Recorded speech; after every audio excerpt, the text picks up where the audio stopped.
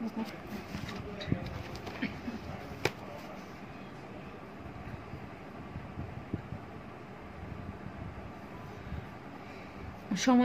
বিভাগের অনার্স তৃতীয় বর্ষের ছাত্রীরা, তোমাদেরকে অনলাইন শ্রেণী ক্লাসে স্বাগতম। আজকে তোমাদের যে ক্লাস হবে সেটা আমরা এমিল ডুরখেইমের উপরে রেখেছি। গত ক্লাসটি অর্থাৎ গত লেকচারটিও আমাদের এমিল ডুরখেইমের উপরে ছিল। তোমরা নিশ্চয়ই অবগত আছো। এমিল ডুরখেইমের উপরে যে বিষয়গুলো আলোচনা করা হবে সেটা তোমরা বিগত দুটো ক্লাসেই আসলে জানতে পেরেছো। তারপরেও একটু রিভিউ করছি। আমরা এমিল ডুরখেইমের উপরে আলোচনা করছি বা করব জীবন ও কর্ম, সমাজতাত্ত্বিক পদ্ধতি, নীতি, যৌথ প্রতিরূপ, সামাজিক ঘটনা, শ্রম বিভাজন, আত্মহত্যা, ধর্মীয় জীবনে প্রাথমিক রূপ। আমরা এমিল ডুরখেইমের প্রথম ক্লাসে জীবন ও কর্ম, সমাজতাত্ত্বিক পদ্ধতির নীতি এসবের উপরে আলোচনা করেছিলাম। তারপর আমরা যৌথ প্রতিরূপ, সামাজিক ঘটনা, শ্রম বিভাজন এটার উপরে ক্লাস রেখেছি। আজকে আমাদের এমিল ডুরখেইমের উপরে শেষ ক্লাস, সেটি হচ্ছে সুইসাইড অর্থাৎ আত্মহত্যা এবং ধর্মীয় জীবনের প্রাথমিক রূপ। সুইসাইড খুব চমৎকার একটা বিষয়। এমিল ডুরখেইম খুব ভালো করে সুইসাইড সম্পর্কে ওনার তাত্ত্বিক দৃষ্টিভঙ্গি বিশ্লেষণ করেছিলেন।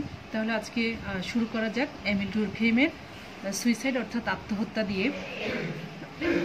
খেয়াল করো, সুইসাইডটা আসলে এমিল ডুরখেইমের একটা সমাজতাত্ত্বিক আলোচনা। 1897 সালে তিনি সুইসাইড নামক গ্রন্থটি ফরাসি ভাষায় রচনা করেছিলেন। এই গ্রন্থে তিনি সমাজতাত্ত্বিক দৃষ্টিকোণ থেকে আত্মহত্যা সম্পর্কে আলোচনা, এটি তার একটি গুরুত্বপূর্ণ গবেষণাপত্র। এখানে পরিসংখ্যানিক বিশ্লেষণের মাধ্যমে আত্মহত্যার সামাজিক উপাদানগুলোকে ব্যাখ্যা করা হয়েছে। যে সকল ঘটনার এতদিন দার্শনিক ব্যাখ্যা দেয়া হয়েছে সেগুলো সুশৃঙ্খলভাবে বিন্যস্ত করা হলে ব্যক্তির ভবিষ্যৎ কর্মপন্থা নির্ধারণে গুরুত্বপূর্ণ সিদ্ধান্ত নেওয়া সম্ভব।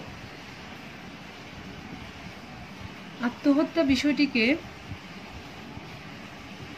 যদি আমরা আলোচনা করি ডুরখেইমের দৃষ্টিভঙ্গিতে, সেক্ষেত্রে আমরা আত্মহত্যার কিছু বৈশিষ্ট্য আমরা আগে জানার চেষ্টা করি যে আত্মহত্যা জিনিসটা আমরা কোন বৈশিষ্ট্যের আলোকে আমরা এটাকে সুইসাইড বলবো। যেমন মৃত্যু হতে হবে, যে ঘটনার ফলে মৃত্যু হবে সেই মৃত্যুর ঘটনার কারণ হবে ব্যক্তি নিজে। মানে যে ঘটনার ফলে মৃত্যু হবে সেই ঘটনাটা ঘটার জন্য ব্যক্তি নিজেই দায়ী হবে, ব্যক্তি নিজেই সেই ঘটনার কারণ হিসেবে থাকবে। সেই ধরনের মৃত্যুকে আত্মহত্যা বলা হয়, এটা একটা বৈশিষ্ট্য। সেই ঘটনা প্রত্যক্ষ বা পরোক্ষ হতে পারে, মানে ঘটনাটা ঘটবে কারো সম্মুখে হতে পারে বা কারো পেছনেও হতে পারে, এটাকেও আমরা সুইসাইড বলি। কখনো কেউ কারো সামনেও সুইসাইড করে ফেলে, আবার কেউ কারো অগোচরেও সুইসাইড করছে, এটাও সুইসাইডের একটা বৈশিষ্ট্য। 4 নম্বর, সেই ঘটনা ইতিবাচক ও নেতিবাচকও হতে পারে। মেয়েরা দেখো, আমরা এই সাইডটা আলোচনা করছি, তোমরা ভালো করে খেয়াল করো। 1, 2, 3, 4। এরপরে খেয়াল করো, যদি আমরা সাধারণ অর্থে সুইসাইডকে ব্যাখ্যা করি, মানে টাইপস অফ সুইসাইড, সুইসাইড সাধারণ ভাষায় সুইসাইড কয় প্রকার বা কয় ভাগে ভাগ করা যায়? 2 ভাগে, অর্থাৎ ইতিবাচক আত্মহত্যা, নেতিবাচক আত্মহত্যা। ইতিবাচক আত্মহত্যা আমরা কোন আত্মহত্যাটাকে বলতে পারি? যেমন তোমার যদি আমরা একেবারে এক্সাম্পল দিয়ে বলি, এক্সাম্পল দিয়ে বললেই এটা খুব ভালো করে বুঝতে পারবো। মেয়েরা খেয়াল করো, এখানে আছে ভারতে সরকারি চাকরিতে হিন্দুদের কোটার দাবিতে অনেক শিক্ষিত বেকার ছেলে মেয়ের আত্মহত্যার এ ধরনের,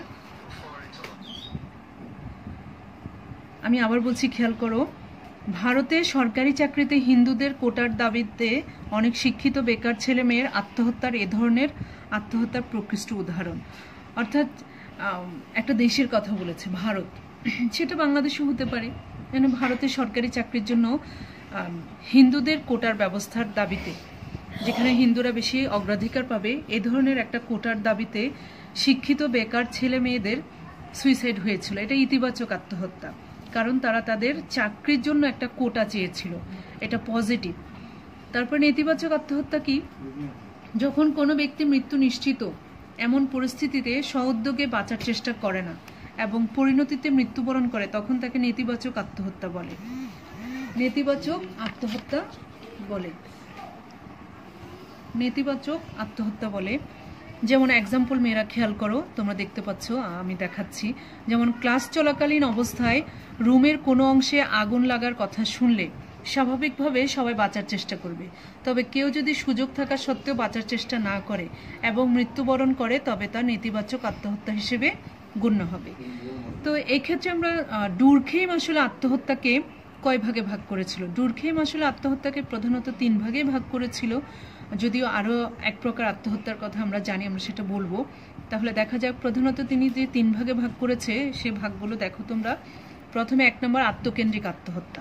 আত্মকেন্দ্রিক আত্মহত্যা সংঘটিত হয় সামাজিক অবচিতির ফলে। অর্থাৎ সামাজিক অবচিতি কি? তবে সামাজিক অবচিতি সহজে ঘটে না। এই অবস্থার সৃষ্টি তখনই হতে পারে যখন ব্যক্তি সমাজ জীবন থেকে ক্রমাগত বিচ্ছিন্ন হয়ে পড়ে এবং ব্যক্তি স্বার্থ যখন সমাজের কল্যাণ চিন্তাকে ছাপিয়ে ওঠে। তো এই ক্ষেত্রে তোমরা ভালো করে খেয়াল করো মেয়েরা, এই জায়গাটা একটু আমরা আন্ডারলাইন করার চেষ্টা করছি। আমরা এতক্ষণ বলেছি, এই সাইডগুলো একটু বলার চেষ্টা করেছি। এখন দেখো আমরা এই জায়গাটা থেকে বলার চেষ্টা করছি। ব্যক্তি যখন কোনো কারণে জীবনের অর্থ খুঁজে পায় না, জীবনের প্রতি তার অনীহা জাগে এবং শুধু নিজেকে নিয়ে চিন্তাভাবনা করে, তার মধ্যে এই ধরনের আত্মহত্যার প্রবণতা আসে। ব্যক্তি যখন কোনো কারণে তার জীবনের কোনো অর্থ খুঁজে পায় না, সে কেন বেঁচে আছে, তার মৃত্যু হলে ভালো হতো, তার কোনো মূল্যায়ন নাই, এরকম যখন চিন্তা করে তখন তার জীবন থেকে এক ধরনের অনীহা তৈরি হয় এবং সে শুধুমাত্র নিজেকে নিয়ে ভাবে। তার আশেপাশের সমাজ বা তার পরিবারের লোকজন বা তার বন্ধু বান্ধব এসবের কথা সে তখন চিন্তা করে না। তখন তার ভেতরে এক ধরনের জীবন থেকে সরে যাওয়ার একটা টেন্ডেন্সি তৈরি হয় এবং সে তখনই কিন্তু সুইসাইড করে এবং সেই সুইসাইডকে আমরা তোমার ইগোয়েস্টিক সুইসাইড অর্থাৎ আত্মকেন্দ্রিক আত্মহত্যা বলে থাকি। তো এই ক্ষেত্রে যেমন এক্সাম্পল দেওয়া হয়েছে, প্রোটেস্ট্যান্টরা তাদের ধর্মীয় গোষ্ঠীর সাথে কম সম্পৃক্ত থাকার কারণে তাদের মধ্যে ক্যাথলিকদের চেয়ে আত্মহত্যার হার বেশি। প্রোটেস্ট্যান্টরা তাদের ধর্মীয় গোষ্ঠীর সাথে কম সম্পৃক্ত থাকার কারণে তাদের মধ্যে ক্যাথলিকদের চেয়ে আত্মহত্যার হার বেশি। ক্যাথলিকরা খ্রিস্টান, প্রোটেস্ট্যান্টরাও খ্রিস্টান, কিন্তু ক্যাথলিকরা তাদের ধর্মীয় গোষ্ঠীর সাথে ততটা সম্পৃক্ত না, কিন্তু প্রোটেস্ট্যান্টরা তাদের ধর্মীয় গোষ্ঠীর সাথে কম সম্পৃক্ত থাকার কারণে তাদের মধ্যে ক্যাথলিকদের চেয়ে আত্মহত্যার হার বেশি। মানে ক্যাথলিকরা তাদের গোষ্ঠীর সাথে বেশি সম্পৃক্ত থাকে, প্রোটেস্ট্যান্টরা থাকছে না।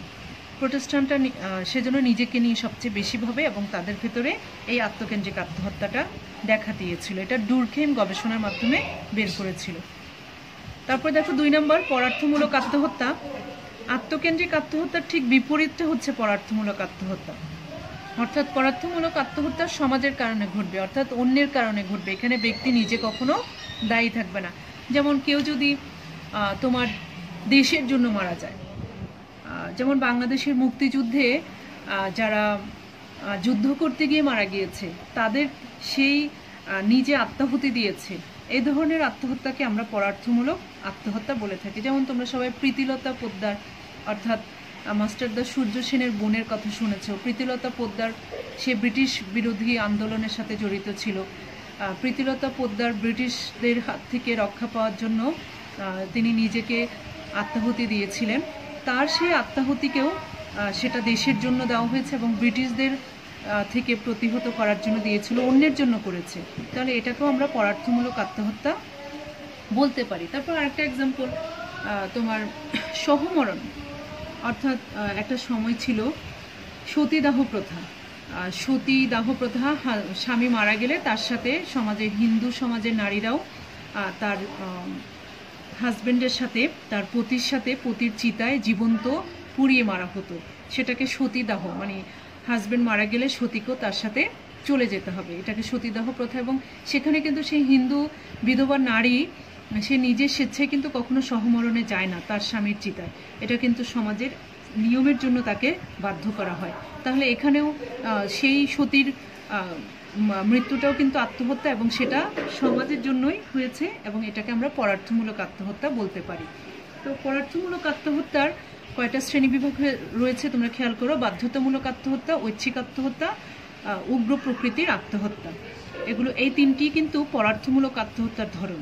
বাধ্যতামূলক আত্মহত্যাতেও পরার্থমূলক আত্মহত্যার ধরন রয়েছে, মানে সমাজে প্রচলিত বিধিবিধান অনুসারে তাকে আত্ম উৎসর্গ করা। যেমন আমি কিছুক্ষণ আগে বলেছি সতীদাহ প্রথা হচ্ছে এই ধরনের আত্মহত্যার উদাহরণ। ঐচ্ছিক আত্মহত্যা, কোনো দেশের সৈনিকদের তার দেশের জন্য জীবন দেওয়া। ছাত্রীরা, আমরা বলছিলাম পরার্থমূলক আত্মহত্যা তিনটা ধরন। বাধ্যতামূলক, যেটা সতীদাহর উদাহরণ দিয়েছি। ঐচ্ছিক আত্মহত্যা হচ্ছে সেটাও সমাজের জন্য, মানে কোনো দেশের জন্য যখন কোনো সৈনিক তার জীবন দেয় সেটা ঐচ্ছিক আত্মহত্যা। তবে পরার্থমূলক আত্মহত্যার এক্সাম্পল উগ্র প্রকৃতির আত্মহত্যা, যেমন অনেক পুরোহিতরা দেহে অগ্নিসংযোগ করে আত্মবিনাশ সাধন করে। কিছু পুরোহিত আছে ধর্মের প্রতি এত বেশি অনুরক্ত থাকে, সে তখন তার সৃষ্টিকর্তার মহিমায় উগ্র প্রকৃতির আত্মহত্যা, যেমন এখানে এক্সাম্পল দেখো মেয়েরা, অনেক পুরোহিতরা দেহে অগ্নিসংযোগ করে আত্মবিনাশ সাধন করে থাকে। এখন পুরোহিতরা তাদের নিজেদের দেহে অগ্নিসংযোগ করে তারা মনে করে তাদের আত্মা মুক্তি পেয়েছে সৃষ্টিকর্তার উদ্দেশ্যে, এটাকে উগ্র প্রকৃতির আত্মহত্যা বলে। তবে তারা আত্মহত্যাটা কিন্তু তাদের নিজেদের জন্য করেনি, তাদের সেন্স কিন্তু তাদের আত্মার মুক্তি, কার জন্য? আত্মার মুক্তি সাধন হয়েছে সৃষ্টিকর্তার উদ্দেশ্যে। তো এটাকে আমরা পরার্থমূলক আত্মহত্যাই বলতে পারি। এরপরে ডুরখেম 3 নম্বর যে আত্মহত্যার কথা বলা হয়েছিল, ডুরখেম বলেছিলেন নৈরাজ্যমূলক আত্মহত্যা। নৈরাজ্যমূলক আত্মহত্যাটা হচ্ছে আসলে, নৈরাজ্য বলতে বোঝায় সমাজে আদর্শ বা মূল্যবোধহীনতা, মানে সমাজে আদর্শ যখন বিনষ্ট হবে, মূল্যবোধ বিলীন হয়ে যাবে, তখনই নৈরাজ্য আসবে। অর্থাৎ নৈরাজ্যমূলক অবস্থায় সমাজের রীতিনীতি, আইন কানুন, বিশ্বাস প্রভৃতি ভেঙে পড়ে এবং ব্যক্তির উপর সমাজের কোনো নিয়ন্ত্রণ থাকে না। ডুরখেমের মতে নৈরাজ্যমূলক আত্মহত্যার ঘটনা ঘটে সাধারণত অর্থনৈতিক সংকট বা মন্দার সময়। তো এক্ষেত্রে যেটা আমরা এক্সাম্পল হিসেবে আমরা বলতে পারি, তোমরা খেয়াল করো, যেহেতু বলছে অর্থনৈতিক বিষয়টা, অর্থনৈতিক বিষয় বলেছে, তোমরা এখানে খেয়াল করো, এক্সাম্পল এখানে স্পষ্ট আছে এবং চমৎকার করে দেওয়া আছে, তোমরা বুঝতে পারবে। নৈরাজ্যমূলক আত্মহত্যার উদাহরণ হিসেবে দক্ষিণ ভারতের অন্ধ্রপ্রদেশে দরিদ্র ঘরের মেয়েদের আত্মহত্যার কথা উল্লেখ করা যায়। সেখানে বিয়েতে যৌতুকের পরিমাণ অধিক হওয়ার কারণে অনেক পিতামাতা তাদের কন্যাদের বিয়ে দিতে পারে না, ফলে তারা আত্মহত্যা করে। তাহলে এখানে যৌতুক মানে কি? টাকা হতে পারে, স্বর্ণ গহনা হতে পারে, কোনো ফার্নিচার হতে পারে। তাহলে এই যে জমি হতে পারে, এই জমি, স্বর্ণ গহনা বা ক্যাশ টাকা সব কিছুই তো অর্থনীতি, সব কিছুর পিছনে অর্থনীতি জড়িত আছে। তো সেক্ষেত্রে এই যে যৌতুক দিতে না পারা, এই না পারার কারণে বাবা মারা যখন তাদের কন্যাদের বিয়ে দিতে পারছে না, তখন সেই কন্যা কিন্তু আত্মহত্যা করছে। বাবা মা লাঞ্ছিত হয়েছে বা সমাজের চোখে সে মেয়েটা বিয়ে না হওয়ার অপবাদ নিয়ে আছে, তখন সে কিন্তু সুইসাইড করছে।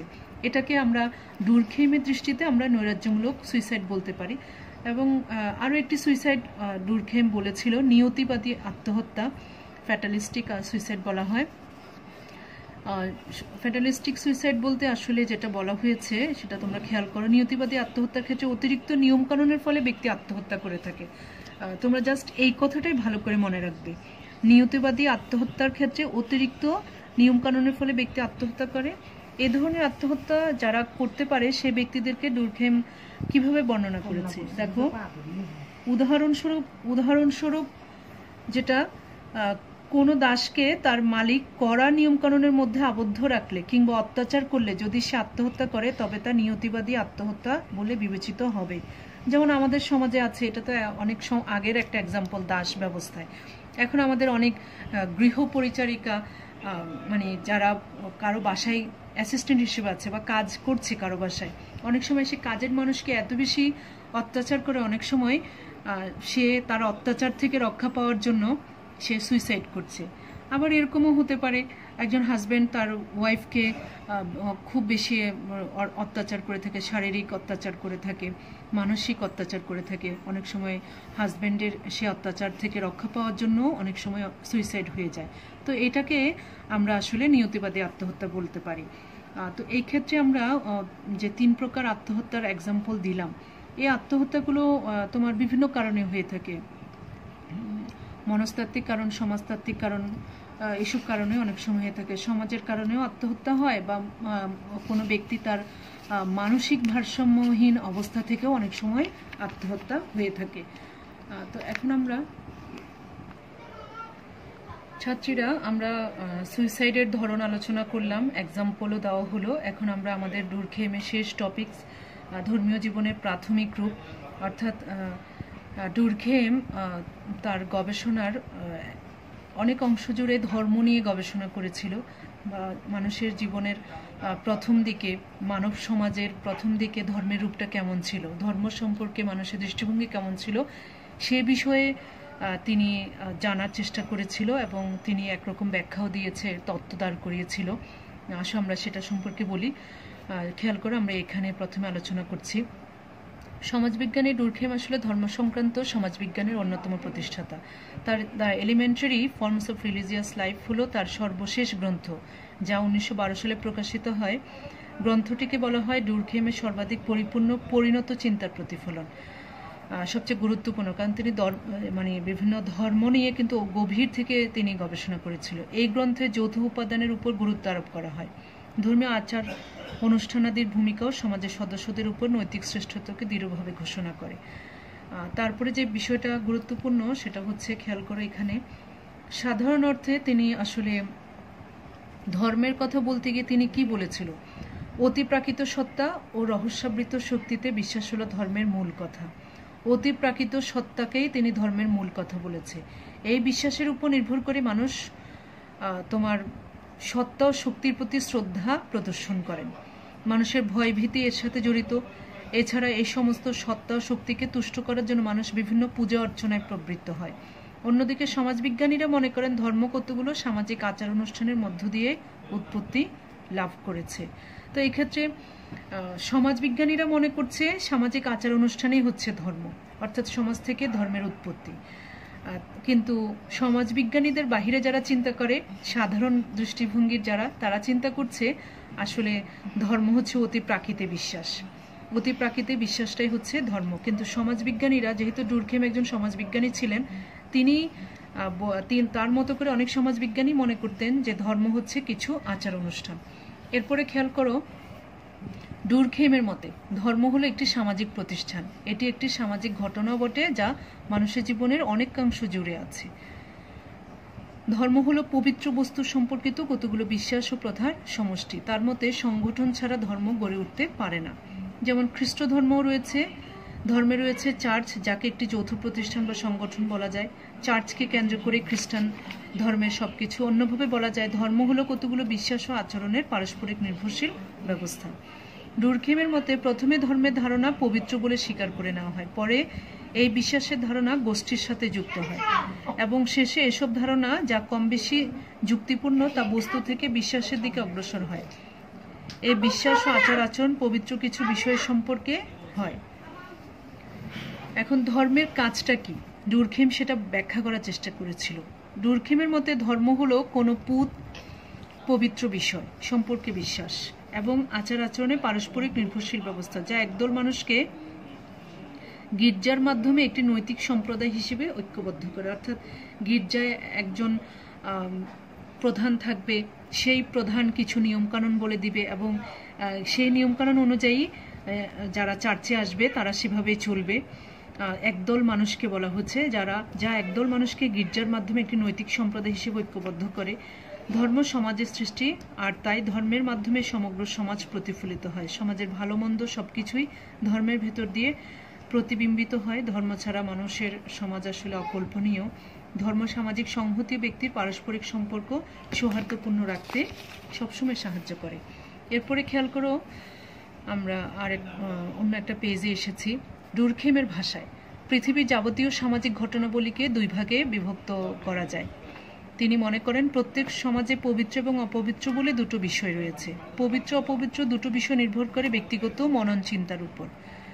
যেমন পবিত্র বিষয় বলতে কি বোঝানো হয়, পবিত্র হলো সেই সব কিছু যা মানুষের মনে একটা নিয়ন্ত্রণের বোধ সঞ্চারিত করে। বস্তুর ধারণা, বিশ্বাস এবং আচার আচরণের সমন্বয়ে পবিত্র গঠিত হয়। এবং এই পবিত্র জিনিসটা কি, যখন কতগুলো একই ধরনের ব্যবস্থা থেকে একে অন্যের সাথে সমন্বয়ের সম্পর্ক রক্ষা করে, তখনই এ ধরনের বিশ্বাস আচার আচরণ সম্পর্কের উদ্ভব ঘটে।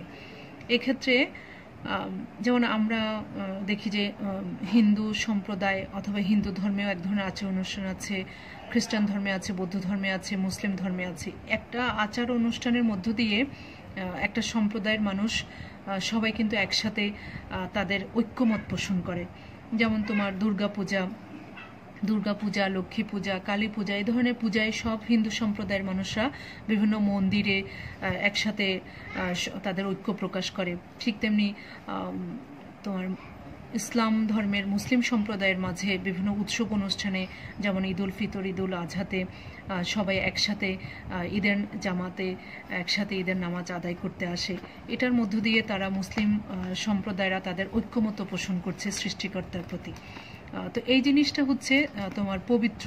আর যদি বলা হয় অপবিত্রের বিষয়, মানে অপুত পার্থিব, অপবিত্র বিষয়টা কি? দৈনন্দিন পার্থিব জীবনের সাথে সংশ্লিষ্ট বিষয়গুলো অপবিত্র। আর ডুরখেমের মতে সব ধর্মে একটি মৌলিক বিষয় হলো এই পার্থিব জগৎকে নগণ্য মনে করা। তিনি বলেন ধর্ম হতে গেলেই ঈশ্বরের ধারণা থাকতে হবে, এটা ঠিক নয়। এটা ডুরখেম বলে যে ধর্ম বিশ্বাস মানে ঈশ্বরের প্রতি বিশ্বাস না, ঈশ্বরের প্রতি বিশ্বাসকে শুধুমাত্র ধর্ম বিশ্বাস মনে করা যাবে না। যেমন গৌতম বুদ্ধ ভগবান সম্পর্কে কোনো আলোচনা করেননি, কিন্তু তার মৃত্যুর পর তিনি ভগবান বনে যান। গৌতম বুদ্ধ ধ্যান করত, সমাজে মানুষকে বিভিন্ন সংস্কারের কথা বলতো, বুঝাতো, মানুষকে সৎ পথে চলার কথা বলতো, জীব হত্যা মহাপাপ এসবের কথা বলতো। কিন্তু তিনি কখনো কোনো ঈশ্বর আছে, গৌতম বুদ্ধ কিন্তু এ কথা বলে যায়নি। কিন্তু তার মৃত্যুর পরে তিনি নিজেই ঈশ্বর হয়ে যায়। তাহলে তিনি কি বলে গিয়েছিল? তিনি পার্থিব জগৎকে নগণ্য করে দিয়ে তিনি বলেছিল যে মানুষকে এমনভাবে চলতে হবে যাতে এই জগতের পরেও অন্য জগৎ আছে। গৌতম বুদ্ধ এভাবেই বলে গিয়েছিল। তাহলে ঠিক তিনি এই বিষয়গুলো বলে যাওয়ার পরে তিনি নিজেই কিন্তু ঈশ্বরের রূপ নিয়ে ফেলেছে। তিনি কিন্তু তার জীবদ্দশায় তিনি ঈশ্বর অথবা এমন একজন ঈশ্বর আছে তিনি কিন্তু একথা প্রচার করেননি। কিন্তু তার মৃত্যুর পরে তার সে পার্থিব জগৎকে যে গণ্য করতে গিয়ে অন্য জগতের দিকে তিনি দৃষ্টি দিতে দিয়েছিল, এই জিনিসটার মধ্য দিয়ে কিন্তু তিনি অনেকটা ঈশ্বরের রূপ নিয়েছে। এরপর তোমরা খেয়াল করে একটা চার্ট আছে, পবিত্র এবং অপবিত্র কি সেটা তুলনা করা হয়েছে। যা সাধারণের বাইরে থাকবে সেটা পবিত্র, যা নিতান্ত স্বাভাবিক এবং সাধারণ সেটা হচ্ছে পার্থিব। স্বাভাবিকভাবে যা নেওয়া যায় না, যে বিষয়ে কোনো সন্দেহ নেই, ব্যক্তির অন্তর্জগতের ব্যাপার, বহির্জগতের ব্যাপার। পবিত্র হচ্ছে ব্যক্তির মনের ব্যাপার, আর যেটা পার্থিব হচ্ছে সেটা ব্যক্তির বাহিরে সবাই দেখবে। বিস্ময় রহস্যময় মানে অতি পবিত্র শক্তি। এখন ধর্মীয় আচার অনুষ্ঠান দিয়ে কি বলা হয়েছে? ধর্মীয় আচার অনুষ্ঠান, ডুরখেম ধর্মীয় আচার আচরণের বিস্তারিত ব্যাখ্যা দিয়েছিল। তিনি বলেন পৃথিবীর সকল ধর্মের মধ্যে কিছু আচার অনুষ্ঠান থাকে। এই আচার অনুষ্ঠান বাদ দিয়ে কোনো ধর্মের কথা চিন্তা করা যায় না। আচার অনুষ্ঠানের মধ্য দিয়ে আমরা আসলে ধর্মকে সবার সামনে তুলে ধরার চেষ্টা করি। আচার অনুষ্ঠানের মধ্য দিয়ে আমরা ঈশ্বরের প্রতি বিশ্বাসকে আমরা সবার সামনে দৃশ্যমান করি। আচার অনুষ্ঠানের মধ্য দিয়ে আমরা আমাদের ভক্তিকে প্রদর্শন করি। তাহলে ডুরখেমও সেটাই বলার চেষ্টা করেছিল যে আসলে আমাদের ধর্মটা কি? ধর্মটা আসলে ঈশ্বরের প্রতি বিশ্বাস না, ধর্মটা হচ্ছে আচার অনুষ্ঠান। কারণ আমরা আচার অনুষ্ঠানের মধ্য দিয়ে ঈশ্বরকে তুলে ধরার চেষ্টা করি। আর এই আচার অনুষ্ঠান সমাজের মধ্যেই তৈরি হচ্ছে, সমাজের মানুষই এই আচার অনুষ্ঠানের সাথে একে অপরের সাথে সংযুক্ত হচ্ছে। যেমন যদি বলা হয় ঈদ উল ফিতরে বা ঈদ উল আজহায় সবাই ঈদের নামাজ আদায় করতে যাচ্ছে, কেন যাচ্ছে একসাথে, এটা একটা আচার অনুষ্ঠান। কিন্তু এই আচার অনুষ্ঠান দিয়ে কি মিন করাচ্ছে? আচার অনুষ্ঠান দিয়ে সৃষ্টিকর্তার কাছেই কিন্তু সৃষ্টিকর্তার কাছে যে অনুগত, সৃষ্টিকর্তার প্রতি কিছু আবেদন নিবেদন প্রকাশ করছে।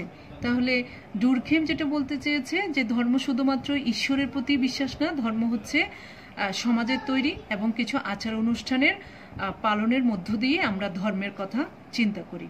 তিনি আচার অনুষ্ঠানের 3টি ধরন দেখিয়েছিলেন। ইতিবাচক আচার অনুষ্ঠান, এ ধরনের আচার আচরণ ধর্মীয় নিষেধাজ্ঞার সাথে জড়িত, মানে আমরা এমন কিছু আচার অনুষ্ঠান করি যেটা নিষেধাজ্ঞা, মানে ধর্মে নিষেধ করেছে আমরা সেরকম আচার অনুষ্ঠান করছি না, আমরা ধর্মে যা বলেছে আমরা সেটা করছি। আর ধর্মে যেটা বলছে সেটা ইতিবাচক আচরণ। আর সন্তুষ্টিমূলক আচার আচরণ হচ্ছে ঈশ্বরের সন্তুষ্টি লাভের জন্য যে আচার আচরণ করা হয়। যেমন এক্সাম্পল দেখো, মেয়েরা খেয়াল করো, পূজা অর্চনার সাথে জড়িত।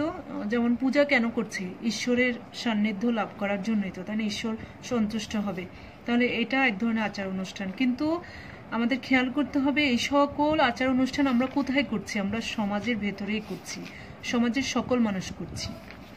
সমাজ যেভাবে বলে দিচ্ছে আমরা সেভাবে করছি, এবং এই কথাগুলো কিন্তু ডুরখেইম বলার চেষ্টা করেছিল।